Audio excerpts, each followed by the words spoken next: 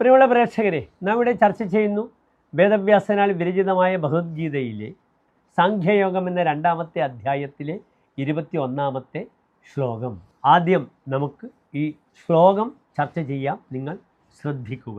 വേദാവിനാശിനം നിത്യം യേനമജമവ്യയം കഥം സ പുരുഷ പാർത്ഥ കം ഘാതയതി ഹന്തി കിം. ഇനി പ്രസ്തുത ശ്ലോകത്തിൻ്റെ പദച്ഛേദം ശ്രദ്ധിക്കുക. വേദ അവിനാശിനം നിത്യം യഹ യേനം അജം അവ്യയം കഥം സ പുരുഷ പാർത്ഥ കം ഘാതയതി ഹന്തി കിം. ഇനി ഈ ശ്ലോകത്തിൻ്റെ അന്വയമാണ് നാം ചർച്ച ചെയ്യുന്നത്. ശ്രദ്ധിക്കുക. ഹേ പാർത്ഥ, യഹ യേനം നിത്യം അവ്യയം അജം അവിനാശിനം വേദ സഹ പുരുഷ കം കഥം ഹന്തി തഥാ കം ഘാതയതി. ഈ ശ്ലോകത്തിൻ്റെ സാരാംശമാണ് നാം ചർച്ച ചെയ്യുന്നത്. ശ്രദ്ധിക്കുക.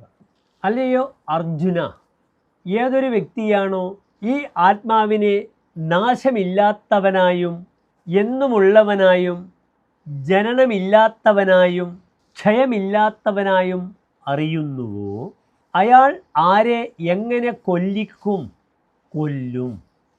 ഇതാകുന്നു പ്രസ്തുത ശ്ലോകത്തിൻ്റെ സാരാംശം. നമസ്തേ.